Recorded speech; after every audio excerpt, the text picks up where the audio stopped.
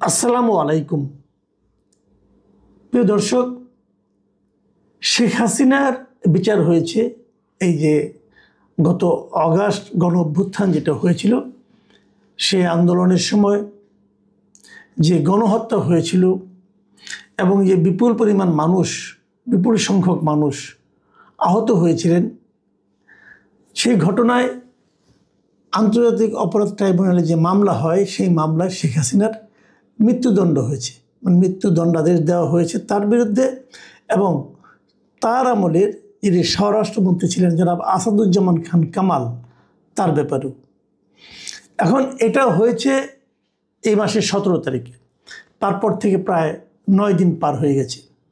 এখন প্রশ্ন হচ্ছে, রায় তো হয়েছে, এই রায় বাস্তবায়ন কিভাবে হবে, অথবা এই রায়ের বাস্তবায়নের সম্ভাবনা কতটুকু? রায় মানে বাস্তবায়নের জন্য প্রথম যে কাজটা দরকার, সেটা হলো শেখ হাসিনাকে ফিরে পাওয়া। শেখ হাসিনা এই মুহূর্তে ভারতে আছেন, ভারত সরকারের কাছে আছেন। তো ভারত সরকার কি শেখ হাসিনাকে যদি দ্রুত ফেরত দেন, যদি 1 মাসের মধ্যে ফেরত দেন, তাহলে শেখ হাসিনা হয়তো একটা আপিল করার সুযোগ পাবেন। কারণ আপিল করার জন্য 1 মাস সময় দেওয়া হয়েছে। 1 মাসের মধ্যে সশরীরে হাজির হয়ে আপিল করতে হবে, কোনো উকিলের মাধ্যমে আপিল করা যাবে না। এখন যদি শেখ হাসিনা এসে হাজির হন এবং উনি আপিল করেন, তাহলে 1 মাস পরে সে আপিলের গৃহীত হবে কি হবে না, তারপর সেটা নিয়ে আবার শুনানি হবে, তারপর রায় হবে। আর যদি উনি 1 মাসের মধ্যে হাজিরাই না হন, হাজিরা না দেন এবং নিজে উপস্থিত না হন, তাহলে মামলার ভবিষ্যৎ কী? তাহলে মামলার ভবিষ্যৎ হলো ওনার মানে হত্যা, মৃত্যুদণ্ডের যে আদেশ, সে আদেশ বাস্তবায়নের ক্ষেত্রে আর কোনো আইনগত বাধা থাকবে না। 1.5 মাস 2 মাস পরে যদি ওনাকে পাওয়া যায়, উনি যদি ভারত তাকে ফেরত দেয়, তাহলে পাওয়া মাত্রই ওনাকে ওনারা মৃত্যুদণ্ড প্রদান করতে পারবে এই সরকার। এই হলো মোটামুটি ধারণা। তো অবস্থা দৃষ্টিতে এটুকু বোঝা যাচ্ছে যে 1 মাসের মধ্যে শেখ হাসিনাকে বাংলাদেশ সরকারের কাছে ফেরত দেওয়া বোধহয় হবে না। এটা আমরা যতটুকু বুঝি, কোনো লজিক্যাল কোনো কারণ এখন পর্যন্ত দেখতে পাচ্ছি না ভারতের পক্ষ থেকে। বাংলাদেশ অবশ্য এরই মধ্যে ভারত সরকারকে চিঠি দিয়েছে। তারা বলেছে যে আপনাদের সঙ্গে আমাদের যে চুক্তি আছে, সেই চুক্তি অনুযায়ী আপনারা আমাদের কোনো অপরাধী আপনাদের এখানে থাকলে আপনারা ফেরত দিতে বাধ্য। সেরকমভাবে তারা কিন্তু চিঠি দিয়েছে। সেই চিঠি ভারত পেয়েছে। ভারত যে পেয়েছে, এটা আজকে ভারতের পক্ষ থেকে কনফার্মও করা হয়েছে। কনফার্ম কিভাবে করা হয়েছে? যে ভারতের পররাষ্ট্র মন্ত্রণালয়ের যে মুখপাত্র আছে রণধীর জয়সওয়াল, তিনি এই বিষয়টাকে কনফার্ম করেছেন। তারা বলেছেন যে এই ক্ষমতাচ্যুত সাবেক প্রধানমন্ত্রী ও মানবতা বিরোধী অপরাধের দণ্ডপ্রাপ্ত শেখ হাসিনাকে বাংলাদেশে ফেরত পাঠানোর অনুরোধটি পর্যালোচনা করে দেখছে ভারত সরকার। রিমেম্বার ইট, পর্যালোচনা করে দেখছে। মানে যে অনুরোধটা করেছে, সেই অনুরোধটা তারা কী করবে, রাখবে কি রাখবে না, রাখা যাবে কি যাবে না, দিলে কিভাবে দিবে, না দিলে কেন দিবে না, এই সমস্ত বিষয়গুলো চিন্তা ভাবনা করার জন্য তারা বাংলাদেশ সরকারের এই অনুরোধটাকে পর্যালোচনা করে দেখছে। এবং সেখানে তারা আরেকটা জিনিস দেখছে। সেই জিনিসটা হলো যে এই বিষয়টা ভারতের যে চলমান বিচারিক ও আইনগত প্রক্রিয়ার আওতায় খতিয়ে দেখা হচ্ছে। এখন প্রশ্ন হচ্ছে যে ভারতের বিচারিক ও আইনগত প্রক্রিয়ার মধ্যে খতিয়ে দেখতে হবে কেন? কারণ শেখ হাসিনাকে তো আমাদের আইনে বিচার দেওয়া হয়েছে, এটা তো ভারতের আইন না। কাজে আমাদের আইনে কি আছে না আছে সেটার আলোকে তাকে রায় দেওয়া হয়েছে। কারণ ভারত কেন সেটা তাদের নিজেদের আইনে এবং নিজেদের যে বিচারিক যে প্রক্রিয়া, সেই প্রক্রিয়ায় খতিয়ে দেখছে কেন? এটাই হচ্ছে মূল পয়েন্ট। এবং এই পয়েন্টে যদি আপনি বিশ্লেষণ করেন, আমার ধারণা যে শেখ হাসিনাকে ভারত ফেরত দিচ্ছে না, এটা হলো আমার ধারণা। কারণ তাদের মধ্যে যে বিচারিক আদালতে যে বিচার হবে, আইনগত যে প্রক্রিয়ার মধ্যে বিচার হবে, সেখানে হলে বা তারা বলতে পারে যে ওখানে তো বাংলাদেশে বিচার হয়েছে, এটা একতরফা বিচার হয়েছে। তারা বলতে পারে ওখানে শেখ হাসিনার পক্ষে কোনো ভালো আইনজীবী ছিল না, শেখ হাসিনা তার আইনজীবীর সহযোগিতা নিতে পারে নাই, বলতে পারে। কাজেই তারা হয়তো এমনও বলতে পারে যে বরং আমরা আমাদের আদালতে ওই অভিযোগ নিয়ে বলবে আপনারা আসেন আমাদের আদালতে বিচার করেন, আমরাও এখানে শেখ হাসিনাকে পর্যাপ্ত সহযোগিতা দেই, তারপরে বিচার হোক। এরকম কথাও কিন্তু আসতে পারে, নাও আসতে পারে, আবার আসতেও পারে। কারণ যেহেতু তারা যখন বলে যে বিষয়টা ভারতের চলমান বিচারিক ও আইনগত প্রক্রিয়ার অধীনে খতিয়ে দেখা হচ্ছে, যখন তারা এই কথাটা বলে তখন এই কথাটার কিন্তু বেশ ব্যাপক একটা অর্থ দাঁড়িয়ে যায়। আমি এই যে কথাটা বললাম এটা এমনি এমনি বললাম তা না, সম্পূর্ণ ধারণা করে আইডিয়া করে মানে কল্পনা করে বললাম সেটা না, কিন্তু আমার এই কথাগুলো বলার একটা ভিত্তি আছে। ভিত্তি হলো এটা যে দুদিন আগে দ্য ডিপ্লোম্যাট পত্রিকায় এটা নিয়ে একটা রিপোর্ট হয়েছে। দ্য ডিপ্লোম্যাটের এই পত্রিকার এই রিপোর্টটা লিখেছেন মিস্টার সুধা রামচন্দ্রন লিখেছেন। সুধা রামচন্দ্রন উনি ডিপ্লোম্যাটের এই সাউথ প্যাসিফিক এশিয়ার একজন লেখক এবং সম্পাদকও বটে উনিটার। ওনার যে হেডলাইনটা হয়েছে সেই ডিপ্লোম্যাট পত্রিকার যে why India will not extradite Sheikh Hasina, মানে শেখ হাসিনাকে তারা কেন ভারত বাংলাদেশকে ফেরত দেবে না। উনি স্পষ্ট বলেছেন যে না দেওয়ার কারণগুলি এখানে উল্লেখ করেছেন এবং এখানে যে যে প্রসঙ্গগুলি তুলেছেন এই মিস্টার সুধা রামচন্দ্রন, সেগুলো হলো যে ভারতের বাংলাদেশের পররাষ্ট্র মন্ত্রণালয় যখন ভারতকে চিঠিটা লিখেছে সেখানে কিন্তু তারা খুব কড়া ভাষায় লিখেছে যে মানবতা বিরোধী অপরাধীকে যদি দোষী সাব্যস্ত ব্যক্তিকে যদি ফেরত না দেওয়া হয়, যদি তারা আশ্রয় দেয় তাহলে সেটা হবে অমিত্র সুলভ আচরণ এবং ন্যায় বিচারের প্রতি আঘাত। এটা কিন্তু একটা বড় ধরনের বক্তব্য বাংলাদেশের পক্ষ থেকে দেওয়া হয়েছে। এটা নিয়ে কিন্তু ভারতকে বাংলাদেশ একাধিক চিঠি লিখেছে, এর আগে আরও 2বার লেখে। প্রথমবার চিঠি পাঠানো হয়েছিল গত বছরের ডিসেম্বর মাসে, সেই ভার্বালে ভারত পররাষ্ট্র মন্ত্রণালয় বলছিল আমরা পেয়েছি, কিন্তু তারা কোনো জবাব দেয়নি। দ্বিতীয়বার যখন অনুরোধ করা হয়েছে সেটাকে তারা কোনো সাড়াই দেয়নি ভারত, এবং তারপর এবার তারা এই অনুরোধটা করলো। এখন ভারতের একাধিক বিশ্লেষক এটাকে নিয়ে নানাভাবে আলোচনা করেছে। যেমন ভারতের আমি ওই সুধা রামচন্দ্রনের যে লেখাটা, ওনার যে নিবন্ধটা, যে আর্টিকেলটা, সেই আর্টিকেলের মধ্যে উনি ভারতের অনেক এক্সপার্টের অপিনিয়ন নিয়েছেন এবং সেই অপিনিয়নগুলির মধ্যে একটা ভারতের একজন গবেষক স্মৃতি এস পট্টনায়ক, তিনি কি বলেছেন শুনেন। তিনি বলেছেন বাংলাদেশে বর্তমান সরকার অস্থায়ী ও সীমিত ম্যান্ডেট নিয়ে চলছে, তাই একটি নির্বাচিত সরকার দায়িত্ব নেওয়ার পরই দিল্লি গুরুত্বপূর্ণ বিষয়গুলোতে সিদ্ধান্ত নেবে। তার মানে যদি বাংলাদেশে একটা নতুন সরকার আসে, ইলেকটেড গভর্নমেন্ট আসে, কেবল তাহলেই ভারত এই বিষয়গুলো নিয়ে হয়তো আলোচনা করবে।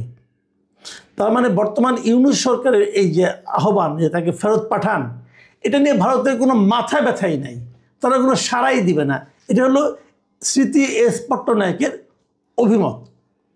এবং এই ডিপ্লোম্যাটের যিনি সাংবাদিক, তিনি নানাভাবে ব্যাখ্যা করেছেন যে ভারতের যে সঙ্গে বাংলাদেশের যে সম্পর্ক এতদিন ছিল, শেখ হাসিনার আমলে যে সম্পর্কটা ছিল, এবং সেই সম্পর্কটার বিষয়ে ভারত যেভাবে এটাকে মূল্যায়ন করে, কেবল ভারতের বর্তমান গভর্নমেন্টটা, ভারতের বিভিন্ন রাজনৈতিক দল, যারা বিরোধী দল, তারা পর্যন্ত এই ঘটনাটাকে তারা খুবই গভীরভাবে বিশ্লেষণ করে, বিচার করে, এবং তারা শেখ হাসিনার সঙ্গে তাদের মিত্র ভাবটা, সেটাকে তারা সবাই খুবই একটা গুরুত্ব দেয়।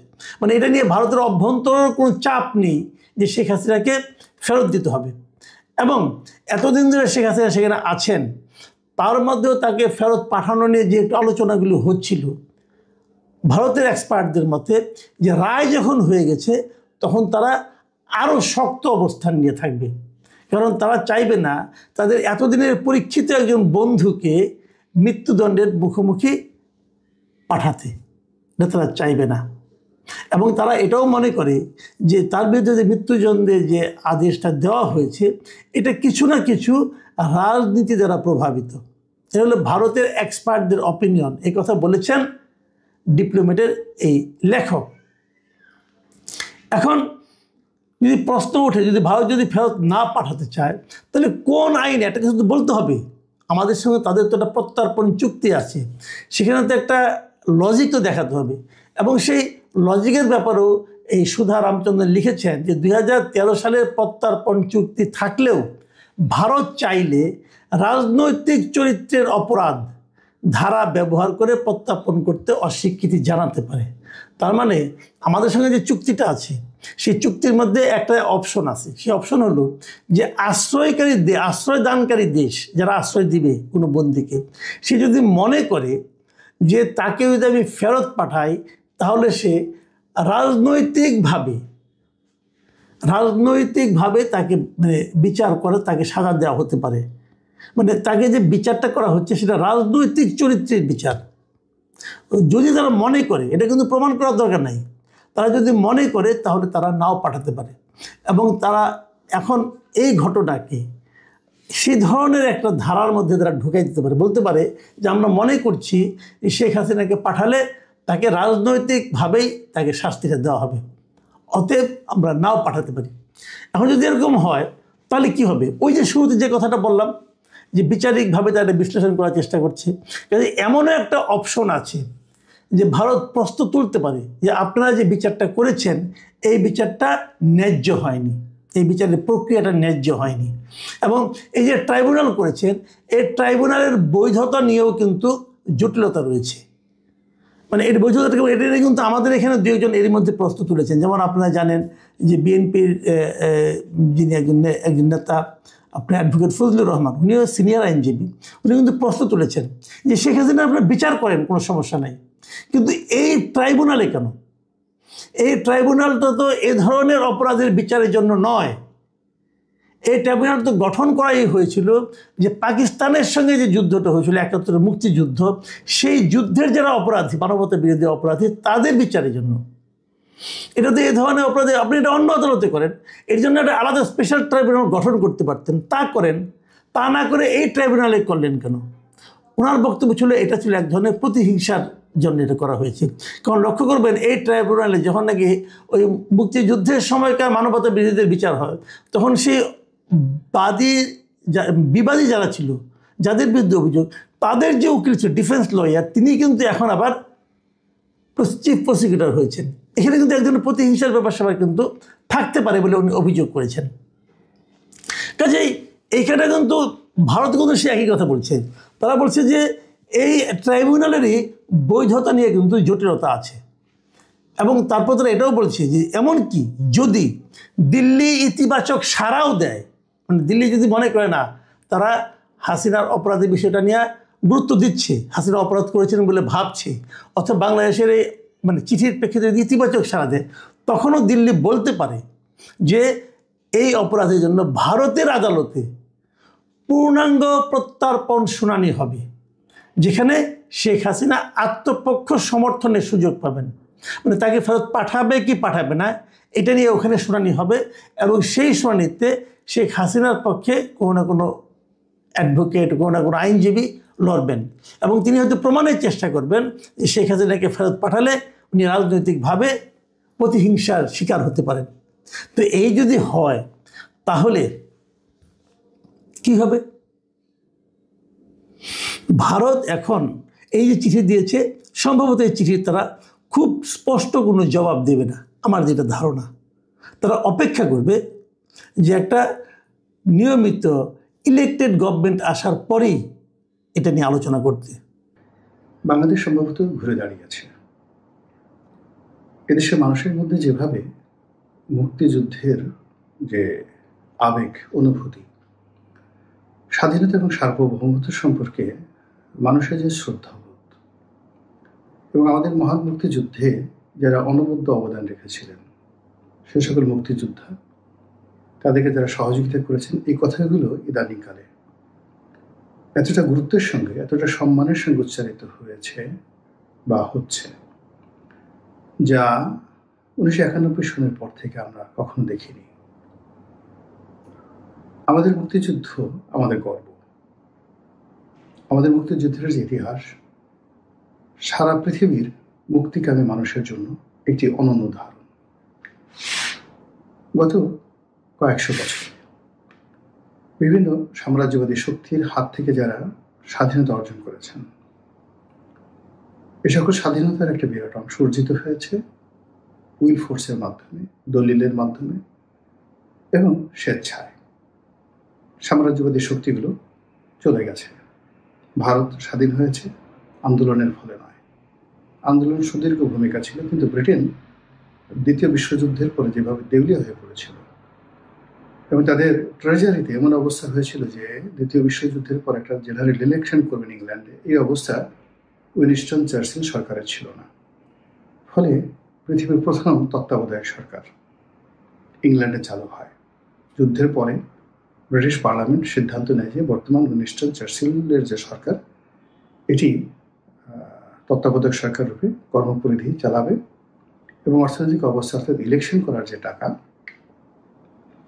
সেই টাকা হলে ইলেকশন দিয়ে তারা চলে যাবে। ঠিক ওই সময়টাতে ভারত স্বাধীন হয়ে যায়। এর কারণ হলো ভারত তখন একটা ওয়েলফেয়ার স্টেট রূপে ব্রিটেন সাবসিডি দিয়ে চালাচ্ছিল এবং তারা এই তাড়াহুড়ো করতে গিয়ে যে বিভেদ এবং বিসংবাদের বীজ বপন করে যায়। পাকিস্তানের সঙ্গে আফগানিস্তানের সীমান্ত, পাকিস্তানের সাথে ভারতের সীমান্ত, বাংলাদেশের সঙ্গে ভারতের সীমান্ত, এগুলো নিয়ে যে দ্বিমত তারা তৈরি করে যায় তাড়াহুড়ো করে, যার দায় আমাদেরকে এখনো বহন করতে হচ্ছে। তো যেটা বলছিলাম যে এভাবে অনেক রাষ্ট্র তৈরি হয়েছে যুদ্ধের, দ্বিতীয় বিশ্বযুদ্ধের পর, প্রথম বিশ্বযুদ্ধের পর। অনেকে স্বাধীনতা অর্জন করেছেন বিকজ তারা ছেড়ে চলে গেছেন, কিন্তু খুব অল্প দেশ সরাসরি যুদ্ধ করেছে, যুদ্ধ করে জয়লাভ করেছে, তারপর স্বাধীনতা অর্জন করেছে। এবং এই সকল দেশের মধ্যে আমেরিকা এবং বাংলাদেশ অন্যতম। ফলে সারা দুনিয়াতে মুক্তিকামী মানুষদের মধ্যে আপনি যেভাবে ফিদেল ক্যাস্ট্রোর নাম আসে, যেভাবে চে গুয়েভারের নাম আসে, জর্জ ওয়াশিংটনের নাম আসে, একইভাবে ঠিক একই কাতারে বঙ্গবন্ধু শেখ মুজিবুর রহমানের নাম চলে আসে। যেভাবে থমাস জেফারসনের নাম আসে, একইভাবে কর্নেল এম এ উসমানী, যিনি জেনারেল এম এ উসমানী হিসেবে পরিচিত, পাপা টাইগার হিসেবে পাকিস্তান আর্মিতে যার ব্যাপক পরিচিত ছিল, তার নাম আসে। একইভাবে জেনারেল আরোরা, জেনারেল মানেকশ, তাদের নাম আসে সারা পৃথিবীতে। আপনি এখানে বসে নয়, আপনি আল আজহার বিশ্ববিদ্যালয়ের লাইব্রেরিতে গিয়ে পড়ে দেখেন, আপনি লুভর মিউজিয়ামে গিয়ে দেখেন, তারপর যে ব্রিটিশ লাইব্রেরি আছে সেখানে গিয়ে দেখেন, ব্রিটিশ মিউজিয়ামে গিয়ে দেখেন এবং সেখানে বাংলাদেশের স্বাধীনতার দলিলপত্র খোঁজেন। এরপর তুলনামূলকভাবে আপনি অন্যান্য দেশের স্বাধীনতা যুদ্ধের সঙ্গে তুলনা করেন, আপনি দেখেন যে বাংলাদেশের মহান মুক্তিযুদ্ধ, বঙ্গবন্ধু শেখ মুজিবুর রহমান, মুক্তিযোদ্ধা, এই জিনিসগুলো সারা বিশ্ব কিভাবে মাথায় করে রেখেছে। আপনি জানেন না, আপনার ব্যর্থতা, আর না জানার কারণে আপনি ওজন করতে পারছেন না। তো এই যে আমরা দীর্ঘদিন না জানার কারণে কেবলই মাত্র আবেগ দিয়ে মুক্তিযুদ্ধকে অতি মূল্যায়ন করেছি অথবা অবমূল্যায়ন করেছি। তো সেই জায়গাটিতে আমাদের একটা নতুন জেনারেশন তৈরি হয়ে গেছে, যে জেনারেশনটি গত 14 মাসে নতুন করে আবার মুক্তিযুদ্ধের দ্বারা যেভাবে অনুপ্রাণিত হচ্ছে, যেভাবে ধর্মান্ধদের বিরুদ্ধে তারা দাঁড়িয়ে যাচ্ছে, মুক্তিযুদ্ধের বিরোধী শক্তির বিরুদ্ধে যেভাবে তারা রুখে দাঁড়াচ্ছে, এটা অভূতপূর্ব। যদি শেখ হাসিনার পতন না হতো, জামাতের উত্থান না হতো, ডক্টর মোহাম্মদ ইউনূসের সরকারের অভিষেক না হতো, এইরকম পরিবেশ পরিস্থিতি তৈরি হতো না। শেখ হাসিনার পতনের আগে একটি স্লোগান খুব জনপ্রিয় হয়ে পড়েছিল, তুমি কে আমি কে, রাজাকার রাজাকার। আমরা সবাই জানি যে রাজাকার যে শব্দটি, এটি ইতিবাচক একটি শব্দ, কিন্তু আমাদের মহান মুক্তিযুদ্ধে যারা পাকিস্তানের দোসর ছিলেন, যারা আমাদের মা বোনদেরকে ধরে ধরে নিয়ে পাকিস্তানের সেনা ক্যাম্পে দিয়েছেন, নিজেরা ধর্ষণ করেছেন, আর তাদেরকে ধর্ষিত হওয়ার জন্য তারা ভেট হিসেবে, উপহার হিসেবে পাকিস্তানি জান্তাদের হাতে তুলে দিয়েছেন, যারা মুক্তিযোদ্ধাদের বাড়ি ঘর আগুন দিয়েছেন, ডাইরেক্ট ব্রাশ ফায়ার করে হাজার হাজার লক্ষ লক্ষ মানুষকে খুন করেছেন, জখম করেছেন, পুরো বাংলাদেশকে দারুল হাবিয়া বানিয়ে ফেলেছেন, জাহান্নাম বানিয়ে ফেলেছেন। সেই নামগুলোর সঙ্গে আল বদর, আশ-শামস, রাজাকার, এ নামের যত অর্থই থাকুক না কেন, এগুলো বাংলাদেশে একটা জঘন্য গালিতে পরিণত হয়েছিল। এবং এই শেখ হাসিনার জমানা পর্যন্ত যে কোনো লোককে আপনি যদি বাজে শব্দ বলে গালি দিতেন, কোনো অসভ্য প্রাণীর জন্ম, কোনো অসভ্য প্রাণীর ভাই, কোনো অসভ্য প্রাণীর গর্ভ থেকে বের হয়েছে, কোনো আবর্জনা ভোগী প্রাণী, এগুলো নিয়ে গালাগালি করার চাইতেও যদি আপনি তাকে বলতেন রাজাকারের বাচ্চা, তুই রাজাকার, তো দাদা রাজাকার, এই জিনিসগুলো ভীষণ রকম রিয়াক্ট করত। তো সেই রিয়াকশনের জায়গা থেকে যখন মানুষ রাজপথে স্লোগান দেওয়া শুরু করলো যে তুমি কি আমি কে, রাজাকার রাজাকার, আমার কাছে মনে হলো যে ইতিহাসটা বোধহয় পরিবর্তন হয়ে যাচ্ছে। ইতিহাসটা পরিবর্তন হয়ে যাচ্ছে ভীষণ রকমভাবে। আমি মানে যেটাকে বলা হয় সারপ্রাইজড, বেকুব হয়ে গেলাম। কিন্তু গত 14 মাসে সেই দক্ষিণপন্থী শক্তির উত্থান, আমাদের এই বাংলাদেশের যে পরিবেশ এবং প্রকৃতি, এখানে হিন্দু, মুসলমান, বৌদ্ধ, খ্রিস্টান যেভাবে সহ অবস্থান করে আসছে, যেভাবে মন্দিরের পূজারী আর মসজিদের ইমাম হাত ধরাধরি করে আমাদের এই সমাজে শত শত বছর ধরে বসবাস করে আসছেন পাশাপাশি বাড়িতে, যেভাবে বর্ণ হিন্দু, ব্রাহ্মণ, কুলীন মুসলমান, সৈয়দ বংশের লোক দ্বারা সম্মানিত হয়েছেন, যেভাবে কামার কুমার, জেলে, তাঁতি, হিন্দু মুসলমান সমস্ত মানুষগুলো একে অপরের সঙ্গে সৌহার্দ্যপূর্ণ সম্পর্ক রক্ষা করেছে, সেই বাংলায় এখন যখন মাজার ভাঙা হচ্ছে, বাউলদেরকে তাড়ানো হচ্ছে, জেলখানায় ভরা হচ্ছে, লালনের মাজার আক্রমণ করার জন্য পরিকল্পনা করা হচ্ছে, যখন এদেশে হিন্দুত্ববাদ নিয়ে হিন্দুরা থাকবে কি থাকবে না, হিন্দু রাজ্য আক্রমণ করতে হবে, গাজওয়াতুল হিন্দ বাস্তবায়ন করতে হবে, এই কথাগুলো এত বেশি আলোচনা হচ্ছে, যেটা এই বাংলা ধারণ করতে পারছে না। আর বাংলা এটা কখনো ধারণ করতে পারেনি। এখানে রাষ্ট্রশক্তি দিয়ে কখনো ধর্ম প্রচার করতে দেখা যায়নি। ধর্ম এখানে সহজাতভাবে বা সহজিয়া হয়ে এখানে ধর্ম প্রতিষ্ঠিত হয়েছে। যারা ধর্মবেত্তা ছিলেন, আমাদের এই দেশ একটা সময় 400 বছর ধরে বৌদ্ধ ধর্মর এখানে প্রাধান্য ছিল, তারপর হিন্দু ধর্মের প্রাধান্য, তারপরে মুসলমান ধর্মের, ইসলাম ধর্মের প্রাধান্য গত প্রায় 700 থেকে 800 বছর। আপনি 2000 বছর ধরে যদি দেখেন, তাহলে এই মুসলমান ধর্মের যে আধিপত্য, এটা রাষ্ট্রশক্তিতে খুব অল্প সময়ের জন্য ছিল, কিন্তু সোশ্যাল সামাজিক জীবনে এটি মূলত পাকিস্তান জমানাতে এই ইসলাম ধর্ম আমাদের সামাজিক জীবনে এবং রাষ্ট্রীয় জীবনে গুরুত্ব পাওয়া শুরু করলো।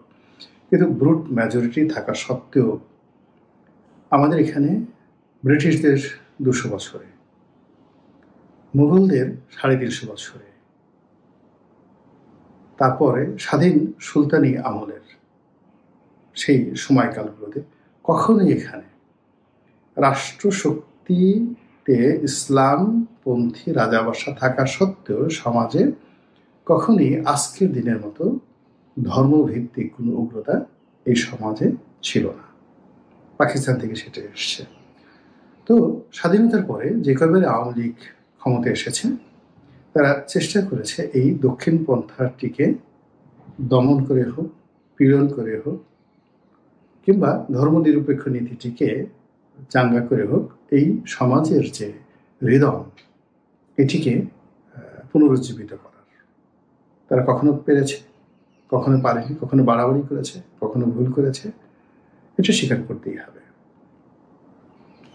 তো এরই ধারাবাহিকতা কি হলো, শেখ হাসিনার জমানাতে দক্ষিণপন্থী গ্রুপগুলোর প্রতি এতটা জুলুম অত্যাচার করা হলো যে তারা তলে তলে, পর্দার আড়ালে এত শক্তিশালী হয়ে পড়লো যেটা শাসক শ্রেণী কল্পনা করতে পারেনি। আমরা যারা এগুলো বলেছি সেই 2012 থেকে অনবরতভাবে, যেভাবে দমন পীড়ন করা হচ্ছে, এতে করে তারা শক্তিশালী হয়ে পড়বে, এটা দুনিয়ার নিয়মে। যে এখন আওয়ামী লীগের বিরুদ্ধে যে সকল দমন পীড়ন করা হচ্ছে, আওয়ামী লীগ শক্তিশালী হচ্ছে, কিন্তু বিএনপি হতে পারেনি, শক্তিশালী হতে পারেনি। এর কারণ হলো শেখ হাসিনা যে চালাকিটা করেছেন, বুদ্ধিমত্তা দেখিয়েছেন, তিনি তার যে নেতৃত্ব একটা দুটো ভাগে ভাগ করেছেন। যেই নেতৃত্বটিকে বা যে লোকগুলোকে তিনি খরচের খাতায় ফেলে দিয়েছেন, সেই লোকগুলো এখন জেলখানাতে আছে। আর যেগুলো তার গুড বুকে ছিল এবং তিনি মনে করছেন যে আগামীতে তিনি যে লড়াই সংগ্রাম করবেন বা তার ছেলের সন্তানরা যদি রাজনীতির উত্তরাধিকার হয়, তাহলে আওয়ামী লীগের যে সকল নেতাকে তার লাগবে, তাদের সবাইকে তিনি সেফ এক্সিট দিয়েছেন। এবং এটা আগস্ট মাসের নয়, জুলাই মাস থেকেই সেফ এক্সিট শুরু হয়েছে। ফলে তারা তাদের প্রয়োজনীয় অর্থ এবং প্রয়োজনীয় নেতৃত্ব নিরাপদ দূরত্বে রেখে তারা এখন যে কর্মকাণ্ড করছে, সেই কর্মকাণ্ড বিএনপি কখনো করতে পারেনি। বিএনপির এই সুযোগটাই হয়নি, বিকজ 11 যখন এলো, এটা আসছিল একটা বজ্রপাতের মতো। ফলে তাদের পালাতে হবে, তাদের টাকা লাগবে, এই জিনিসগুলো তারা কল্পনা করতে পারেনি। কিন্তু 2014 সন থেকে যখন এই একটা যাকে বলে প্রশ্নবিদ্ধ নির্বাচন হলো, তখন থেকে কিন্তু আওয়ামী লীগ তারা সিদ্ধান্ত নিয়ে ফেলেছে যে তাদেরকে চলে যেতে হবে, তাদেরকে পালাতে হবে, তাদেরকে ভাগতে হবে এবং তাদেরকে আবার ফিরে আসতে হবে। এই জন্য তারা দাপট দেখিয়েছে, জুলুম অত্যাচার করেছে, বিনা ভোট, রাতের ভোটে নির্বাচন করেছে, যতদিন পারা যায় ক্ষমতা দেখার চেষ্টা করেছে, কিন্তু সবসময় তাদের পালানোর জন্য একটা প্রস্তুতি ছিল। ফলে দেখুন, এত ম্যাটিকুলাসলি, এত সায়েন্টিফিক্যালি তারা পালিয়েছেন, আপনারা তাদের একটা পশম এখন পর্যন্ত স্পর্শ করতে পারেননি যারা পালিয়েছেন। এবং সেখানে গিয়ে তারা যে কথাবার্তা বলছে, প্রতিটা মুহূর্তে উত্তেজনা তৈরি হচ্ছে, মেজাজ গরম হয়ে যাচ্ছে, আপনি অস্থির হয়ে পড়ছেন। এনিওয়ে, এটা নিয়ে আমি কথা বলবো না। কথা যেটা নিয়ে বলবো সেটা হলো যে এই যে দক্ষিণপন্থা যে গ্রুপটি, তারা আওয়ামী লীগের অবর্তমানে তারা মনে করেছে যে আমরা বিজয়ী হয়েছি। এবং যেহেতু তাদের এই ধরনের একটি পরিবেশ পরিস্থিতি মোকাবেলা করার জন্য আর্থিক প্রস্তুতি ছিল না, মানসিক প্রস্তুতি ছিল না, অ্যাডমিনিস্ট্রেটিভ প্রস্তুতি ছিল না, ফলে এই গত 14টি মাস তাদের কাছে মনে হলো যে হঠাৎ করে জোয়ারে যেভাবে মাছ চলে আসে এবং মানুষ হাত দিয়ে বড় বড় রুই, কাতলা, মৃগেল এগুলো ধরতে চেষ্টা করে। এবং আমি এরকম পরিস্থিতিতে দেখেছি যে অনেক সময় বোয়াল মাছের লেজের বাড়িতে অনেক মানুষের কান ফেটে গেছে। গজার মাছ খুব শক্তিশালী মাছ, এই মাছের লেজের বাড়িতে বা হাঙ্গরের লেজের বাড়িতে অনেক মানুষ মরে গেছে। তো এখন এই যে একটা সুযোগ আসছে, সে অপরচুনিটি, এই অপরচুনিটির কবলে পড়ে আমাদের যে রাজনৈতিক দলগুলো রয়েছে তারা ক্ষতিগ্রস্ত হচ্ছে, বিকজ তাদের প্রস্তুতি ছিল না। দক্ষিণপন্থী যে গ্রুপগুলো ছিল, স্বাধীনতা বিরোধী যে গ্রুপগুলো ছিল, যারা এই সময়টিকে মনে করেছিল যে তাদের একটা ঈদের উৎসব, এটি এখন তাদের জন্য বুমেরাং হয়ে পড়েছে। তারা যে কাজগুলো করছে, এর ফলে মানুষ মনে করছে যে না, আমাদের রিসেট দিয়ে মুক্তিযুদ্ধের ইতিহাস বন্ধ করা যাবে না, সংবিধান ছুঁড়ে ফেলানো যাবে না, সংবিধান থাকতে হবে, আমাদেরকে বঙ্গভবন রক্ষা করতে হবে। গণভবন আমরা হারিয়েছি, কিন্তু বঙ্গভবন আমাদেরকে রক্ষা করতে হবে। এই যে দৃঢ়তা শুরু হয়েছে মানুষের মধ্যে, তরুণ প্রজন্মের মধ্যে। এবং শেখ হাসিনা এই গত 2009 থেকে একেবারে শেষ দিন পর্যন্ত যে জেনারেশনটা তৈরি করেছেন, যাদের মধ্যে মুক্তিযুদ্ধ, বঙ্গবন্ধু, শেখ হাসিনা, তাদের যে ইতিবাচক বিষয়গুলো পাঠ্যপুস্তকে ঢুকিয়ে দিয়েছেন, এইগুলো এখন ক্রিয়া করছে। তার ফলে নতুন করে আবার সেই মুক্তিযুদ্ধ বিরোধী যে প্রচারণা, রাজাকার, আলবদর, আশামস, এইগুলো ভয়ঙ্করভাবে আবার বাংলাদেশে ঘৃণার উপলক্ষ হয়ে পড়ছে। এখন আপনি আবার নতুন করে আলবদরের পরিবর্তে আলবটর, তারপরে কাউকে ছোট করার জন্য তাকে বলা হচ্ছে যে এটা পাকিস্তানের পাকি বীজ, কাউকে ছোট করার জন্য তাকে টোকাই বলা হচ্ছে। এই পাকিস্তানের সৈন্যদের সে অবৈধ যে যৌন সম্পর্ক ধর্ষণের ফলে যাদের জন্ম হয়েছে তাদেরকে পাখি বীজ হিসাবে এই সমাজে নতুন ন্যারেটিভ তৈরি করা হচ্ছে। নাম ধরে ধরে বলা হচ্ছে অমুক লোক পাখি বীজ, পাকিস্তানের বীজে ওর জন্ম হয়েছে, ওর মা পাকিস্তানের লোক দ্বারা ধর্ষিত হয়েছে, অথবা পাকিস্তানি সৈন্যবাহিনীর বিনোদন বালিকা রূপে ওর মা দায়িত্ব পালন করেছে। এইভাবে স্বাধীনতা বিরোধীদের পক্ষে যারা টিকটকার, যারা ইউটিউবার, তারা এই দীর্ঘদিন ধরে গত 15-20 বছর ধরে সার্ভিস দিচ্ছিল, তাদেরকে নিয়ে কিন্তু এই ধরনের কথাবার্তা হয়নি। কিন্তু গত সেই 8-9 মাস ধরে এখন তারা সবাই নিন্দিত। তাদের চেহারা মানুষ দেখতে চাচ্ছে না, তাদের আকার, আকৃতি, গঠন, জন্ম, পরিবার, পরিজন সব কিছু নিয়ে মানুষ ট্রল করছে। এবং সেই ট্রলের সঙ্গে রাজাকার আসছে, আলবদর আসছে, আশামস আসছে, আলবদর আসছে। আলবদরের সাথে আবার নতুন করে যুক্ত হয়েছে লাল বদর। তো দেখুন, লাল বদর এবং আল বটর এই দুটো শব্দ কিন্তু ছিল না, নতুন করে এখানে তৈরি হয়েছে। আবার অমুক টোকাই, কতগুলো টোকাই ইউটিউবার মানে আসছে। আগে এদেরকে ইউটিউবার বলা হতো, এখন এদেরকে টিকটকার বলা হচ্ছে। এবং এদেরকে সবাইকে বলা হচ্ছে এরা পাখি বীজ, মানে এদের জন্ম হয়েছে পাকিস্তান সেনাবাহিনীর কর্মকর্তাদের বীর্য থেকে। তো এই যে ন্যারেটিভ তৈরি হয়েছে, এটা তো আমাদের ছিল না। এই 14 মাস আগে কিন্তু কোনো ইউটিউবারকে, কোনো টিকটকারকে এই ধরনের গালি দেওয়া হতো না, কিন্তু এই গালিগুলো এখন একেবারে এত ওপেন হয়ে গেছে। আর এটার প্রতিক্রিয়াতে তারা না পারছে বলতে যে আমি, মানে আমার জন্ম অমুকভাবে, বা আমার বাবা মুক্তিযোদ্ধা ছিল, আমার মা মুক্তিযোদ্ধা ছিল, বা আমার পরিবারে এই জিনিস ছিল, তারা এই জিনিসগুলো হজম করতে হচ্ছে তাদেরকে। এবং এটা মানে বলতে গেলে অমুক টোকাই বিহারি পল্লীতে তার জন্ম হয়েছে, অমুক টিকটকার তার মা বা তার বাবা পাকিস্তানের দোসর ছিল, ক্যান্টনমেন্টে যাতায়াত করতো। মানে এই ন্যারেটিভগুলো এতটা জনপ্রিয় হয়ে গেছে যে এখানে কতটা সত্য, কতটা মিথ্যা, কতটা বাস্তব, এটা কোনো বিষয় নয়। বিষয় হলো মানুষের ক্রোধ এবং ক্ষোভ স্বাধীনতা বিরোধীদের উপর যেভাবে উগড়ে পড়েছে, এবং গত 6 মাস ধরে এটা যেভাবে বাড়ছে, তাতে করে নতুন রাজাকার, নতুন আলবদর, নতুন আশামস, নতুন আল বটর, নতুন লাল বদর, এই শব্দগুলো আপনি দেখবেন যে কি পরিমাণ কতগুলো মানুষকে এই সমাজে অপান্ত করে ফেলে, কত মানুষকে ক্ষতিগ্রস্ত করে ফেলে, এবং কিভাবে এইগুলোর উপরে আবার নতুন করে স্বাধীনতার ফুল প্রস্ফুটিত হবে। এদের কবর রচনা হবে, সেই কবরের উপর আবার নতুন করে গোলাপের বাগান, বর্ষার আসি গোলাপের বাগান, স্বাধীনতার সুগন্ধ নিয়ে আবার গেয়ে উঠবে আমার সোনার বাংলা, আমি তোমায় ভালোবাসি।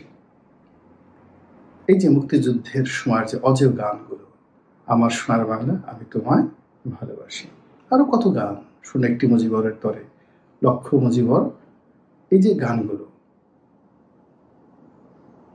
আবার নতুন করে বিএনপি নেতা ফজলুর রহমানকে ঘিরে এখন টেলিভিশনের স্ক্রলে যাচ্ছে যে তার বিরুদ্ধে আদালত অবমাননার অভিযোগ আনা হয়েছে, এবং রোববার ট্রাইব্যুনাল চেয়ারম্যানের উপস্থিতিতে এ নিয়ে শুনানি হবে। কারণ তিনি ট্রাইব্যুনাল নিয়ে বিরূপ মন্তব্য করেছেন।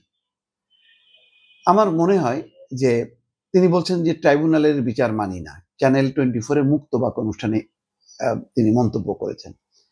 এখন ট্রাইব্যুনালের বিচার মানি না বা এই বিচার সঠিক হয়নি, এই আলাপ আলোচনাগুলো এখন আর চাপা দেয়া যাবে না, মানুষ বলবে। এখন এই বলাটাকে যদি টার্গেট করে শুধু ফজলুর রহমানকে টার্গেট করা হয়, তাহলে এটার কিন্তু অন্য অর্থ হবে।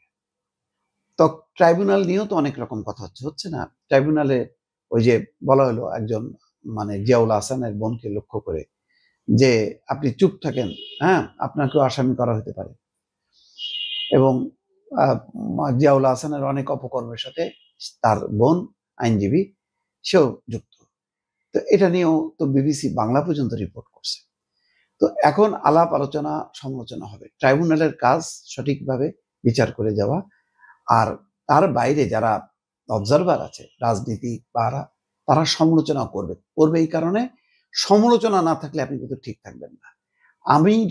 আমাকে যদি কেউ সমালোচনা না করে, আমরা করি প্রতি মুহূর্তে কিন্তু হচ্ছে, এক একটা কন্টেন্ট দেই, তারা সেখানে অনেক রকম মন্তব্য করে, তার মধ্যে দুঃখজনক গালাগালি বিরূপ, মানে এবং এমনকি কিভাবে যেন ফেসবুকের মেসেঞ্জারে, আমার ব্যক্তিগত মেসেঞ্জারে, হোয়াটসঅ্যাপে, সেখানেও পর্যন্ত খুব অশালীন ভাষায় গালাগালি করা হয়। এগুলি তো তার মানে প্রতিটাকে আমি ধরে ধরে কি আমি মানে মানহানির মামলা করব? তো ট্রাইব্যুনালটা আন্তর্জাতিক অপরাধ ট্রাইব্যুনাল, বুঝতে হবে এর একটা আন্তর্জাতিক মানটা রক্ষা করার ব্যাপার আছে। এখন সমালোচনা হবে। এখন ফজলুর রহমান কখন কোন প্রেক্ষিতে তিনি বলেন, তিনি তো মুক্ত মানুষ, একটা স্বাধীন মুক্ত নিয়ে অত কিছু কেয়ার করেন না কেন? ওনাদের একটা অহংকার আছে, বাংলাদেশের মুক্তিযুদ্ধে ওনাদের সরাসরি অংশগ্রহণ আছে। ওনাদের মুক্তিযুদ্ধের কারণে আজকে বাংলাদেশ, আজকের এই ট্রাইব্যুনাল, আজকের এই সরকার, আজকের এই রাজনীতি, আজকে আমি মোস্তফা ফিরোজ কথা বলতে পারছি, এটা মনে রাখতে হবে। ওটা কিন্তু বেসিক। এই জন্য মুক্তিযোদ্ধাদের একটা আলাদা অহংকার থাকে, তাদের আলাদা একটা বক্তব্য থাকে। সব মুক্তিযোদ্ধা সেটা করেনি। যেই মুক্তিযোদ্ধারা জীবনে যুদ্ধ করেছেন, প্রকৃত যুদ্ধ করেছেন, তারা কখনো আপোষ করতে পারে না, কিন্তু অনেকে আপোষ করেছেন, বয়সের ভারে হোক, লোভের বশবর্তী হয়ে তারা তাদের অবস্থানে থাকতে পারেননি। কিন্তু কিছু মানুষ তো থাকতে হবে যারা মুক্তভাবে বলতে পারবে, ট্রাইব্যুনালের উদ্দেশ্যে বলতে পারবে, দলের প্রধানের বিরুদ্ধে বলতে পারবে, দল সম্পর্কে বলতে পারবে। যে কোনো কিছু বিষয়ে যদি কেউ বলতে না পারে, আপনি যদি মুখটা বন্ধ করে দেন, তাহলে কিন্তু আপনি আপনার ভুলটা বুঝতে পারবেন না। এই জন্য আমি দেখি যে জামাতের সমালোচনা হইলে প্রচুর মানে আক্রমণাত্মক অনেকে এই শুরু করে দেয় সোশ্যাল মিডিয়াতে মতামত। বিএনপি হয় কিন্তু কম, বিএনপির লোকজন আমার কাছে মনে হয় একটু বোধহয় একটু বোকাশোকা টাইপের। এরা বোধহয় মানে ওই খুব একটা ফেসবুক সোশ্যাল মিডিয়া দেখে না। আগে হয়তো দেখতো, শেখ হাসিনার আমলে তখন তো কাজ ছিল না, দৌড়ের উপর থাকতো, তার সারাদিন মনে দেখতো। আর এখন হয়তো তারা দল টল ব্যবসা বাণিজ্য যেগুলি নিয়ে ব্যস্ত, এই কারণে তারা আর দেখার সময় পায় না। এখন আবার আস্তে আস্তে আওয়ামী লীগের লোকজন দেখা শুরু করছে, দেখবেন যে ওদের নিয়ে কোনো কন্টেন্ট করলে প্রচুর ভিউ হয়। যাই হোক, ফজলুর রহমান, ওনাকে আমি জানিয়েছি, উনি আমাকেও করছে, হঠাৎ করে বলছে যে আমি তো এইটা বলি নাই। ফজলু ভাই ঠিক আছে, আমি দেখতেছি, আমি এটা কারেকশন করতেছি। ওনারা এইরকমই, আমাকেও ধমক দেবে, আপনাকে ধমক দেবে, সরকারকে দেবে, বিরোধীকে দেবে। ওনাদের তো এইটা একটা অধিকার ওনাদের। ভাই, উনি তো যুদ্ধ করতে করতে মারাও যেতে পারত, ফ্রিডম ফাইটার। আপনি এটা মাথার মধ্যে রাখতে হবে। আমার অপরাধ আর ওনার অপরাধ এক হবে না। উনি অনেক বেশি বলবে, কারণ ওনার সেই বলার অধিকার আছে। এই দেশটাকে ওনারা মুক্ত করছে, তো ওনাদের কথা সহ্য করার ক্ষমতা ট্রাইব্যুনালকে থাকতে হবে, সরকারকে থাকতে হবে, দলকে থাকতে হবে। ওনাদেরকে রক্ষা করতে হবে, ওনাদেরকে ঠেলে ফেলাবেন না। এই যে নানা রকম ফজু পাগলা এটা সেটা বলেন, ঠিক না। কিছু মানুষ থাকুক মুক্ত মনা, তারা বলুক না, আপনাকে বলবে, আমাকে বলবে, সবাইকে বলবে। সেখান থেকে কিছু যদি মনে করেন যে শিখার দরকার আছে, শেখেন, কিন্তু দয়া করে আঘাত করবেন না, ঠিক না। ফজলু ভাইদের প্রজন্মের অল্প কিছু মানুষ কিন্তু বেঁচে আছে, আর 15-20 বছর পরে হাহাকার করবেন যে আহারে একজন মুক্তিযোদ্ধা বেঁচে নেই, এখন আর এই মুক্তিযোদ্ধা বেঁচে নেই। পরের যারা আছে তারা তো প্রজন্ম, তারা তো আর অরিজিনাল মুক্তিযোদ্ধা না। এখন এই মুক্তিযোদ্ধারা যারা বেঁচে আছেন আর কয়জন আছে? অধিকাংশই তো গর্তে চলে গেছেন। অধিকাংশকে আবার শেখ হাসিনা এই ভাতা মাতা এটা সেটা দিয়ে তাদের মুখ বন্ধ করে দিছে। ওনারা এখন ওই আল্লাহর নাম জপে আর ওই শেখ হাসিনার নাম জপে। ফজলু ভাইদেরকে কাবু করা সহজ না। ওনারা কাউকে ছেড়ে কথা বলবে না, বেঁচে থাকুক, বলুক। ভাই, এটা হলো আমার আর্জি। আমি যদি ট্রাইব্যুনালে ওনার পক্ষে লড়তে পারতাম, আমি এই কথাগুলিই বলতাম। আবার চালাকি করতে শুরু করেছে একটা বক্তব্যে, সেটা পরিষ্কার। রণধীর জয়সওয়াল, পররাষ্ট্র মন্ত্রণালয়ের মুখপাত্র ভারতের, তিনি বলছেন হাসিনাকে ফেরত চেয়ে বাংলাদেশের দেওয়া চিঠি পরীক্ষা করে দেখছে ভারত। আচ্ছা, কোন চিঠি? এটা তো সেকেন্ড টাইম। এর আগের চিঠিটার কোনো উত্তর তারা দেয়নি, সেই পরীক্ষা চলতেছে এখনো, সে কবে থেকে। এর জন্য এবার যখন কি চিঠি পাঠাইছে, পররাষ্ট্র উপদেষ্টা তহিদ হোসেনকে যখন সাংবাদিকরা জিজ্ঞাসা করছে, তহিদ হোসেন একদম খোলাখুলি বলছে যে আমরা ভারতকে যে চিঠি পাঠিয়েছি শেখ হাসিনাকে ফেরত দিতে, ভারত এখনো তার উত্তর দেয়নি এবং এত তাড়াতাড়ি উত্তর দেবে এটা আমরা আশাও করি না। তার মানে এই ভারতের এই চালাকিটা বাংলাদেশের পররাষ্ট্র দপ্তর বোঝে, শুধু পররাষ্ট্র দপ্তর না, বাংলাদেশের মানুষ বোঝে এই উত্তরের মধ্যে একটা চালাকি আছে। এবং দেখেন আরো চালাকির ওয়ার্ডগুলি দেখেন, খেয়াল করেন। ওই ব্রিফিং এ জয়সওয়াল এর যে সাপ্তাহিক ব্রিফিং, সেই ব্রিফিং এর সাংবাদিকরা প্রশ্ন করলে তার উত্তরে বলছেন, চলমান বিচারিক এবং অভ্যন্তরীণ আইনে প্রক্রিয়ার অংশ হিসাবে অনুরোধটি অর্থাৎ চিঠিটি পরীক্ষা করে দেখা হচ্ছে। খেয়াল করেন, চলমান বিচারিক এবং অভ্যন্তরীণ আইনি প্রক্রিয়ার অংশ হিসাবে। চলমান বিচারিক মানে কি বিচার হলো, আর আমাদের আভ্যন্তরে এই ব্যাপারে কি আইন আছে, এইটা পরীক্ষা করে দেখা হচ্ছে। আমরা শান্তি, গণতন্ত্র, অন্তর্ভুক্তি এবং স্থিতিশীলতা সহ বাংলাদেশের জনগণের সর্বোত্তম স্বার্থের সঙ্গে অঙ্গীকারবদ্ধ।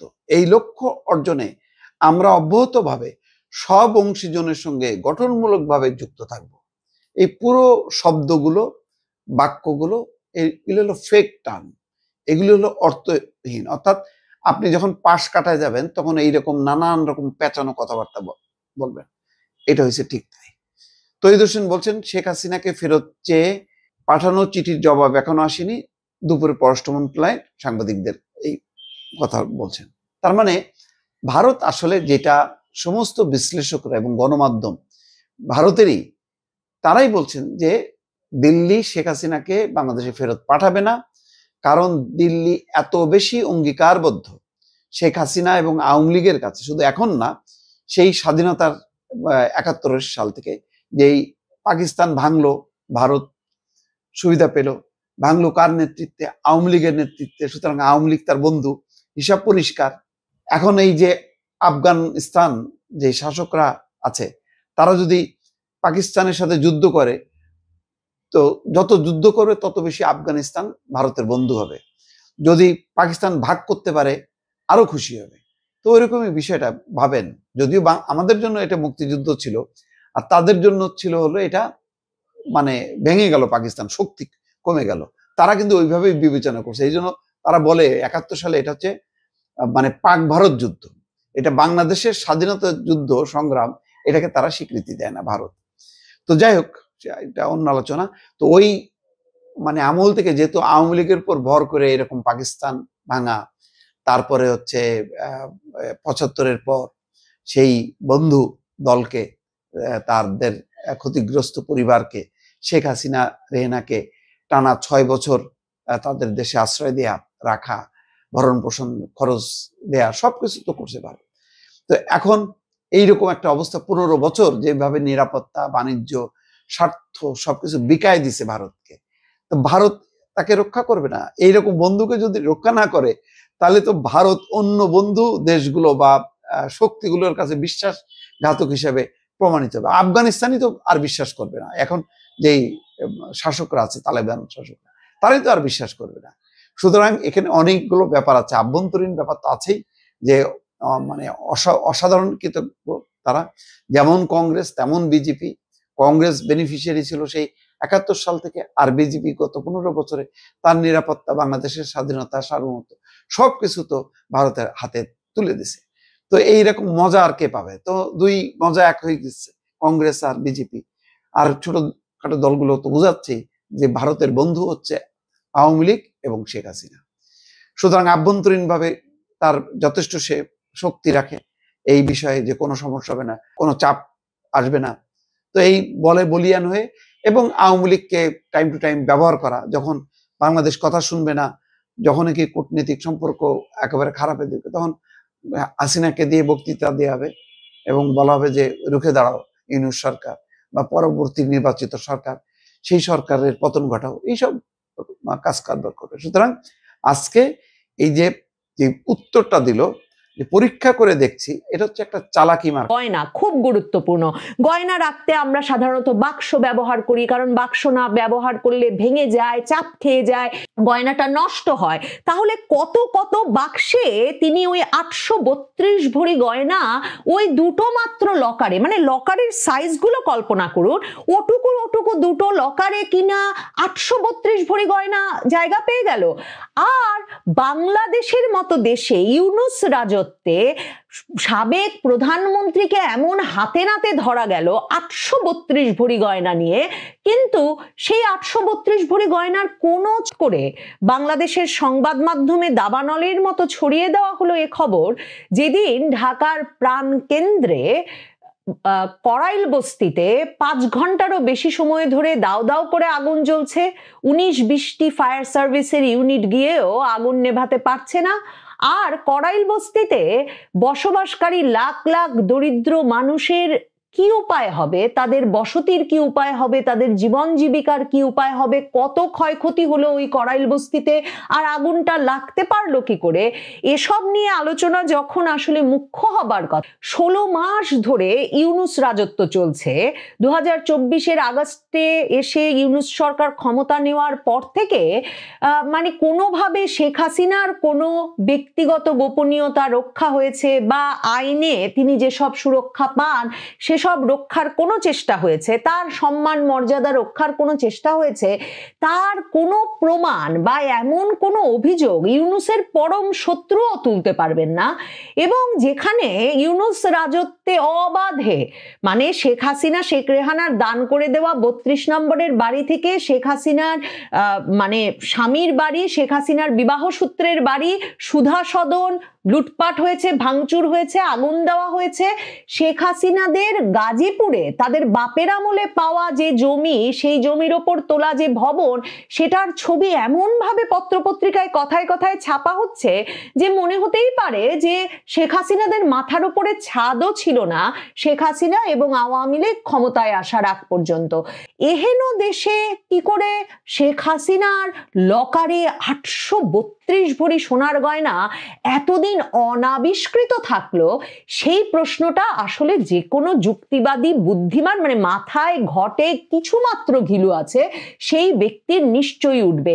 মানে প্রশ্ন তুলতেই হবে যে ইউনূস সরকার এত অদক্ষ, এত ইনএফিশিয়েন্ট, এত অকর্মণ্য কি করে হলো যে শেখ হাসিনার লকারে, মানে কোনো গোপন গর্তে নয়, যে মানে মনে আছে আপনাদের 32 নম্বর বাড়ির নিচে নাকি হাড্ডিগুড্ডি পাওয়া যাবে, ওখানেও নাকি আয়না ঘর আছে। তো বিপ্লবী তরুণেরা তো মানে দিনের পর দিন রাতের পর রাত ওসবও খুঁড়েছেন এবং খুঁড়ে হাড্ডিগুড্ডি বের করার চেষ্টা করেছেন, এবং সামাজিক যোগাযোগ মাধ্যমে একদল সেরকম একটা উদ্ভট কল্পনার কথাও বিশ্বাস করে নজর রেখেছে যে কখন হাড্ডি বেরিয়ে আসে মানুষের 32 নম্বরের নিচ থেকে। তো এহেন করিতকর্মা সমাজে এমন ইউনূস রাজত্বে কি করে শেখ হাসিনার দুটো ব্যাংকে রাখা লকারে এত এত শত শত ভরির সোনার গয়না এগুলো কি করে পড়ে থাকতে পারলো?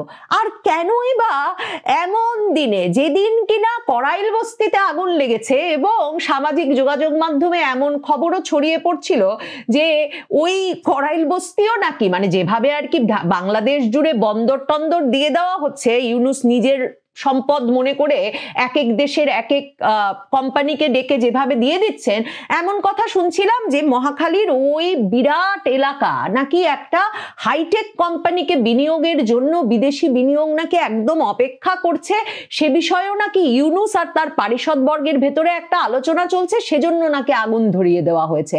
মানে সামাজিক যোগাযোগ মাধ্যমে যখন এরকম ইন্টারেস্টিং নানা খবর বেরিয়ে আসছিল, তখনই কিনা এই সোনার গয়নার স্তূপ আবিষ্কৃত হলো। আচ্ছা, আসলেই কি স্তূপ? ব্যাংকের লকারের বাক্স আমরা যতটুকু চিনি, মানে আমরা সাধারণ মানুষ, প্রধানমন্ত্রীর জন্য তো স্পেশালি নির্মিত কোনো বাক্স থাকতে পারে না, ভল্টের ভেতরে ছোট ছোট বাক্স লকার পাই আমরা এক একজন, যখন আমরা গহনা বা কোনো দামি দলিলপত্র বা কিছু ব্যাংকে ওই নিরাপদ জায়গায় রাখতে চাই, কারণ আমরা সাধারণ মানুষ, আমাদের বাসা বাড়িতে তো এত নিরাপত্তা নাই। সামাজিক যোগাযোগ মাধ্যমে দেখলাম অনেক লোক এমন প্রশ্ন করছেন, খুবই যৌক্তিক প্রশ্ন, যে শেখ হাসিনা তো সাধারণ ঘর বাড়িতে থাকতেন না, শেখ হাসিনা থাকতেন বাংলাদেশের সবচেয়ে নিরাপদ বাসভবনটিতে।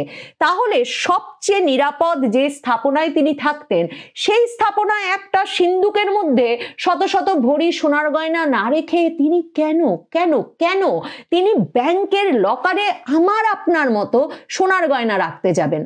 তো এই প্রশ্ন যদি বাদ দেই, আমার প্রশ্ন যে 832 ভরি সোনার গয়না, মনে রাখবেন গয়না খুব গুরুত্বপূর্ণ, গয়না রাখতে আমরা সাধারণত বাক্স ব্যবহার করি, কারণ বাক্স না ব্যবহার করলে ভেঙে যায়, চাপ খেয়ে যায়, গয়নাটা নষ্ট হয়। তাহলে কত কত বাক্সে তিনি ওই 800 না জায়গা পেয়ে গেল। আর বাংলাদেশের মতো দেশে ইউনূস রাজত্বে সাবেক প্রধানমন্ত্রীকে এমন হাতে নাতে ধরা গেল 832 ভরি গয়না নিয়ে, কিন্তু সেই 832 ভরি গয়নার কোনো ছবি আমরা দেখতে পেলাম না। মানে এরকম একটা মিস আমাদেরকে কেন করানো হবে? মানে শেখ হাসিনার ফোন কনভারসেশন, শেখ হাসিনার মানে গণভবন লুটপাটের ছবি মনে করুন, শেখ হাসিনার প্রাইভেসি, শেখ হাসিনার সম্মান, শেখ হাসিনার কোনো রকম আইনি অধিকার, সম্মান রক্ষার, এসবই তো কোনো পাত্তা দেওয়া হচ্ছে না। তাহলে রাতের বেলা, এমন একটা দিনে রাতের বেলা যখন করাইল বস্তিতে আগুন জ্বলছে, তখন নাকি ম্যাজিস্ট্রেটের নির্বাহী একজন ম্যাজিস্ট্রেটের উপস্থিতিতে আদালতের অনুমোদন নিয়ে এনবিআর এর গোয়েন্দা সেলের কর্মকর্তাদের উপস্থিতিতে মাসে যখন জব্দ করা হলো শেখ হাসিনার অগ্রণী ব্যাংক আর পূবালী ব্যাংকের হিসাব, এবং সেই হিসাব জব্দের খবরটা কত বড় করে এসেছিল মনে আছে? হিসাব জব্দের খবর এমন বড় করে এসে সংবাদ মাধ্যমে এভাবে লেখা হতে থাকলো যে রীতিমতো আমরা একটা উৎকণ্ঠা তো বলবো না, উত্তেজনা এবং উৎকণ্ঠায় এবং আগ্রহ নিয়ে অপেক্ষা করতে থাকলাম যে শেখ হাসিনার, মানে যিনি নাকি, যার সরকারের আমলে নাকি $234 বিলিয়ন শুধু পাচারি হয়ে গেছে। যদিও এখন পর্যন্ত দেবপ্রিয় ভট্টাচার্যরা হিসাব মিলায় বলতে পারেন নাই যে যদি $234 বিলিয়ন পাচারি হয়ে যায় তাহলে উন্নয়ন কাজ হলো কি করে, দেশ চললো কি করে, $234 বিলিয়ন পাচার করে দেওয়ার মতো অর্থনীতি বাংলাদেশ কিনা। তো সেসব দেবপ্রিয় ভট্টাচার্যদের আর হিসাবে 12 লাখ টাকা পাওয়া গেছে। তো এই তো পেল এখন পর্যন্ত মানে ইউনূস সরকার শেখ হাসিনার আয় রোজগার সঞ্চয় তন্ন করে খুঁজে। কি অবাক ব্যাপার, তখনও আমরা জানতে পারলাম না যে তারা লকার জব্দ করেছে এবং জানতে পারলাম না যে লকারে কি পেয়েছে। মানে তখনও বলা হলো যে দুদিন ধরে নাকি আদালতের অনুমোদন, নির্বাহী ম্যাজিস্ট্রেটের উপস্থিতি, জাতীয় রাজস্ব বোর্ডের গোয়েন্দার উপস্থিতি কিচ্ছু নিশ্চিত করতে পারেনি, যার মাধ্যমে তারা ওই দুটো লকার খুলতে পারতো। লকারের আরেকটা বিষয় আমি কিছুতেই হিসাব মিলাতে পারছি না। মানে আপনারা যারা লকার ব্যবহার করেছেন ব্যাংকের, তারা তো জানেন যে ব্যাংকের ওই যে বলছিলাম একটা বড় ভল্টে ছোট ছোট লকার হচ্ছে ছোট ছোট বাক্স। তো আমাদের ওই ব্যক্তিগত গ্রাহকের চাবি নাই, শেখ হাসিনার চাবিটা তো আর ব্যাংকের কাছেও নাই, এই রাজস্ব বোর্ডের কাছেও নাই। তাহলে তারা যে ওই লকারটা খুললেন, কি প্রক্রিয়ায় খুললেন? মানে এই পুরো বিষয়টা একটা মিডিয়ায় জানান দিতে যাওয়ার কথা ছিল না? এবং শেখ হাসিনা কেন এত ঝামেলা করে, মানে আমার মাথায় বারবার ওই কথাটা আসে, এত ঝামেলা করে কিভাবে তিনি গণভবনে একটা সিন্দুকে না রেখে, যাতে যে কোনো সময় যে কোনো বিপদ আপদে তার হাতের কাছে থাকে এই শত শত ভরি স্বর্ণের গয়না, সেটা না করে তিনি এই ব্যাংকে লকারে পাঠালেন এই এত ভরি গয়না। কার মাধ্যমে পাঠাতেন তিনি? এই প্রশ্নগুলো তো আসা খুব স্বাভাবিক। তারপর লকারের মধ্যে খোলা হলো, খুলে এই যে বিরাট স্বর্ণ ভান্ডার বের করা হলো, বের করার পর সেগুলো দেখা হলো যে পরখ করে যে এগুলো আসলেই সোনার গয়না কিনা। তো এই সব কিছু চললো, কিন্তু মিডিয়াকে ডাকলেন না। ইউনূস সরকারের কোনো আচার আচরণে মিডিয়াকে না ডাকার এরকম একটা ঘটনায় কোনো কারণ আছে বলে মনে করেন? কিংবা এখন পর্যন্ত 832 ভরি গয়নার ছবি আর ছাপা হলো না, মানে এই ছবি এই ভিডিও প্রকাশ করা হলো না।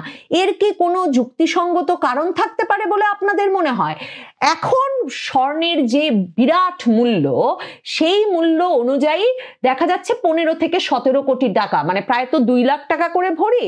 তো যদি ধরে নেওয়া হয় যে সবই এর 22 ক্যারেট স্বর্ণ, তাহলেও মানে 2 লাখ টাকার মতো ভরি 15 থেকে 17 কোটি, এক একজন দেখলাম এক এক হিসাব করেছেন সামাজিক যোগাযোগ মাধ্যমে। 17 কোটি টাকাই যদি ধরে নেই, 17 কোটি টাকা এই স্বর্ণের গয়নার মূল্য। এখন অনেকে আবার অনেক ডেপো, মানে কত রকম সন্দেহবাদী আর কত রকম প্রশ্ন তোলা মানুষ যে সামাজিক যোগাযোগ মাধ্যমে আছেন, একদল প্রশ্ন করছেন যে আরে ইউনূস তো এসে এই 666 কোটি টাকার নিজের কর মওকুফ করে নিয়েছেন, তো তাহলে এই 15-17 কোটি টাকার গয়না নিয়ে এত প্রশ্ন কেন? কিন্তু শেখ হাসিনা সবচেয়ে দারুণ একদম ছক্কা হাঁকিয়েছেন। তিনি বলছেন কোনো ব্যাংকের লকারে তার কোনো স্বর্ণের গয়না নাই। আমি জানি না তিনি বলেছেন কিনা, মানে সামাজিক যোগাযোগ মাধ্যমে তার নামে ছড়িয়ে পড়েছে যে কথা। তিনি বলছেন সত্যি যদি এই স্বর্ণের গয়না পাওয়া যেয়ে থাকে দুটো লকারে, তাহলে যেন সেটা করাইল বস্তির স্বর্ণের গয়না। এখন দেখলাম কোনো কোনো পত্রপত্রিকা এমন কথাও লিখছে যে শুধু স্বর্ণের গয়না না, জাতীয় মানে উনার সরকারের কাছে বিভিন্ন দেশ থেকে পাওয়া যেসব উপহার জমা দেওয়ার কথা ছিল সেসব তোষাখানায়, সেসব উপহারও নাকি শেখ হাসিনা জমা না দিয়ে ওই লকারে ঢুকিয়ে রেখেছিলেন। আবার আমার মনে প্রশ্ন আসে যে লকারের সাইজ মনে করেন কিভাবে 832 ভরি গয়না দুটো লকারে বাক্সে বাক্সে স্থান পেল, মানে লকারে তো এভাবে ঢুকিয়ে রাখা যাবে না, কিভাবে স্থান পেল সেটাও দেখালো না সরকার। কিভাবে যে লকারটা খোলার পরে মানে কি ধরনের গয়না শেখ হাসিনার পছন্দ ছিল, কত বছর ধরে, মানে দেখলে কোন সময়কার ডিজাইন এই গয়নাগুলো, মানে শেখ হাসিনার মতো একজনের তো ধরুন সেই মানে 60-এর দশক 70-এর দশক থেকে সঞ্চিত গয়না থাকার কথা, মানে কি ধরনের গয়না প্রতি তিনি আকৃষ্ট ছিলেন, কারণ আমরা তো তাকে এত গয়না পড়তে দেখি নাই। এই সব আগ্রহ যখন ইউনূস সরকার আমাদের চোখের সামনে তুলে ধরতে পারত, তখন কিনা শেখ হাসিনার গয়নার এত বড় ভান্ডার উদ্ধারের পর সরকার একেবারে চুপচাপ শুধুমাত্র এই খবর নাম প্রকাশে অনিচ্ছুক জাতীয় রাজস্ব বোর্ড কর্মকর্তা, নাম প্রকাশে অনিচ্ছুক রাজস্ব বোর্ডের গোয়েন্দা সেলের কর্মকর্তা, নাম প্রকাশে অনিচ্ছুক নির্বাহী ম্যাজিস্ট্রেট, যাদের কারো নাম জানা যায় না, এবং তারা প্রত্যেকেই বলছেন যে এবং সূত্র মতে সংবাদ মাধ্যমগুলোকে এই খবর কিনা লিখতে হচ্ছে। মানে যারা এত বড় একটা ঘটনায় উপস্থিত হলেন, মানে এই সরকারের আমলে তো তাদের বিরাট পুরস্কার পাওয়ার কথা যে তারা শেখ হাসিনার স্বর্ণ ভান্ডার উন্মোচন করেছেন জাতির সামনে, অথচ এরা কেউ নাকি নাম প্রকাশে রাজি হচ্ছে না। পত্রপত্রিকায় লেখা খবরে খুব ইন্টারেস্টিং, লক্ষ্য করে দেখবেন যে তাদের সূত্র এসব নাম প্রকাশে অনিচ্ছুক কর্মকর্তারা, আর তাদের সূত্র কিনা প্রধান উপদেষ্টার সিনিয়র সহকারী প্রেস সচিব ফয়েজ আহমেদের ভেরিফাইড ফেসবুক পেজে দেওয়া খবর। তার মানে খবরটা একদম দিন সময় বুঝে প্রেস অফিস থেকে কালকে ছাড়া হয়েছে। আর কোন কর্মকর্তারা যে গিয়ে শেখ হাসিনার ওসব গয়না দেখে এলেন আর উদ্ধার করে এলেন, উদ্ধার করার পর ওই গয়নাগুলো এখন কোথায় আছে, কেন এর ছবি নাই, কেন এর ভিডিও নাই, এসব প্রশ্নের কোনো উত্তর মেলে না। এত এত অনুসন্ধানের পর ইউনূস সরকারের 16 মাসে শেখ হাসিনার এই সম্পদ বেরিয়েছে, আর ডিসেম্বরে আসছে তার দুর্নীতির বিচার, যেখানে কিনা শেখ হাসিনা, শেখ রেহানা এবং তাদের পুত্রকন্যারা, ব্রিটিশ এমপি টিউলিপ সিদ্দিকী বাদে পুত্রকন্যাদেরকে 10 বিঘা করে জমি পূর্বাচলে বরাদ্দ দেওয়া হয়েছে। এত বড় দুর্নীতির বিচার আসবার আগে সম্ভবত ইউনূস সরকার নানা রকম ব্যাংক হিসাব আর নানা রকম লকার আর ভল থেকে শত শত সোনার গয়না বের করবেন, এবং তার মাধ্যমে দুটি ব্যাংকের 3টি লকারে থাকা সোনা দানা নিয়ে রহস্য ঘনীভূত হচ্ছে। উদ্ধারকারী কর্মকর্তারা বুঝতে পারছেন না যে যেই স্বর্ণ উদ্ধার করা হয়েছে 832 ভরি, যার মূল্য 17 কোটি টাকার বেশি, এই সোনা দানা কি শেখ হাসিনার, শেখ রেহানার, তার পুত্র কন্যা, কার এটা? এবং একই সঙ্গে যে তার যে হলফনামা, নির্বাচনী হলফনামায়, সে হলফনামায় কি এই সোনা দানার কথা উল্লেখ করা আছে? তার আয়কর রিটার্নে কি এটি উল্লেখ করা আছে? এটি নিয়ে একটা অনুসন্ধান শুরু করেছে দুদক এবং এনবিআর, কারণ বেশ কিছু অসঙ্গতি দেখা যাচ্ছে এবং একটা রহস্যের সূত্রপাত ঘটিয়েছে যে লকারে রক্ষিত যে একটা চিরকুট পাওয়া গেছে, সেই চিরকুট অনুযায়ী দেখা যাচ্ছে যে স্বর্ণালঙ্কারগুলো শেখ হাসিনা, সাইমা ওয়াজেদ, শেখ হাসিনার ছেলে সজীব ওয়াজেদ জয় এবং শেখ রেহেনা এবং তার ছেলে রাদওয়ান মুজিব সিদ্দিক ববির বলে ধারণা করা হচ্ছে। সংস্থাটি সোনার মালিকানা সুনির্দিষ্ট করতে আইনগত দায় নিরূপণ করবে বলে জানিয়েছে। অর্থাৎ ওই চিরকুটে বলা আছে যে এই যে মানে দুইটা লকারে মোট 832 ভরি পাওয়া গেছে, তার মালিকানা হচ্ছে এইগুলি চিরকুটে লেখা আছে।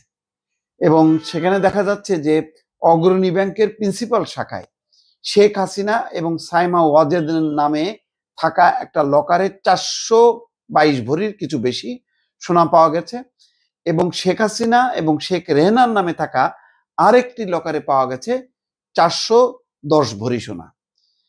আরেকটি রহস্য হচ্ছে পূবালী ব্যাংকেও কিন্তু একটা লকার পাওয়া গেছে, কিন্তু সেখানে কিছুই পাওয়া যায়নি। পাওয়া গেছে একটা ছোট চটের ব্যাগ, সেটি খালি ছিল। এখানে একটা রহস্য, চটের ব্যাগ ছিল কিন্তু ভিতরে কিছু ছিল না। তাহলে কি এই সময়ের ব্যবধানে ওই চটের ব্যাগে থাকা মূল্যবান সোনা দানা বা অর্থ এফডিআর যাই থাক না কেন, কেউ কি সরিয়ে ফেললো? নিয়ম অনুযায়ী লকারের যিনি মালিক অর্থাৎ শেখ হাসিনা, তার কাছে থাকবে একটা চাবি, আর একটা চাবি থাকবে ব্যাংকের কাছে। এখন বাংলাদেশের ব্যাংক প্রশাসন সবই তো জানেন, এগুলো সবই হচ্ছে শেখ হাসিনার সৃষ্টি করা। তাছাড়া ব্যাংকগুলো হয়তো ফাঁসতে পারে, এই বিবেচনায় নিয়ে হয়তো পূবালী ব্যাংকের যে চটের ব্যাগ খালি যেটা ছিল তার ভিতর থেকে সেই মূল্যবান কিছু সরিয়ে ফেলা হয়েছে। এইটাও কিন্তু এই সন্দেহটা উড়িয়ে দেওয়া যাচ্ছে না। আমি প্রথম আলো রিপোর্টের একটা বিস্তারিত বিবরণ দেখে আমার একটা অবজারভেশন হচ্ছে যে এইরকম বহু ঘটনা ঘটেছে যে যারা পালিয়ে গেছে 5ই আগস্টের পর, দেখা গেল তাদের বিরুদ্ধে অভিযোগ দায়ের সমস্ত মামলার প্রক্রিয়া করতে করতে ওই অ্যাকাউন্ট তারা খালি করে ফেলছে। কারোর হয়তো অ্যাকাউন্টে ছিল 20, 25, 50, 100 কোটি টাকা, খালি করতে করতে অল্প দেখা গেছে 1-2 কোটি টাকা পাওয়া গেছে। এই ঘটনাও কিন্তু ঘটছে। সেই জন্যই বললাম যে খালি ব্যাগ থাকবে কেন? লকার যখন কেউ নেয় তখন তো এটা খালি কিছু রাখার জন্য না, নিশ্চয়ই মূল্যবান কিছু ছিল। এখন সেটা কি সরানো হয়েছে 5ই আগস্টের পরে নাকি 5ই আগস্টের আগে? এটা হলো একটা রহস্য। এইটাও নিশ্চয়ই তদন্তের আওতায় আনা দরকার। আর অগ্রণী ব্যাংকের 2টা লকারে যে মানে পাওয়া গেছে সোনা দানা, এইগুলো ঠিক কার কত, মানে শেখ হাসিনার কত, সাইমা ওয়াজেদের কত, রেহেনার কত, তাদের সন্তানদের কত, এটার কোনো হিসাব বোঝা যাচ্ছে না, মালিকানাটা নির্দিষ্ট করা যাচ্ছে না। যাই হোক, এখানে দেখা যাচ্ছে যে নির্বাচনী যে হলফনামা আছে, সেই হলফনামা বলা হচ্ছিল সোনা এবং মূল্যবান ধাতুর অর্জনকালীন মূল্য দেখানো হয়েছিল 13,25,000 টাকা। সেখানে সোনার পরিমাণ উল্লেখ করা হয়নি, কিন্তু যেই সোনা পাওয়া গেছে তার মূল্য হচ্ছে 17 কোটি টাকার বেশি। যদি 2 লাখ টাকা ভরি হিসাব করা হয়, 2 লাখ প্লাস, তাহলে বর্তমান হিসাব অনুযায়ী 17 কোটি টাকার বেশি হয়। তো তার মানে নির্বাচনী হলফনামায় ঠিকভাবে উল্লেখ করা হয়নি এই সোনা দানার কথা। অন্যদিকে তার যে আয়কর রিটার্ন, সেই রিটার্নেও এই উল্লেখ করা নেই। ফলে আমার যেটা ধারণা যে এই তদন্ত করার পর এই নিয়ে আর একটা কঠিন মামলা হবে এবং সেই মামলাগুলোর মধ্য দিয়ে প্রমাণ হবে এই যে গরিবের মানে বন্ধু, গরিব মানুষের হচ্ছে একমাত্র জননী শেখ হাসিনা কতটা সৎ ছিলেন আর কতটা অসৎ ছিলেন।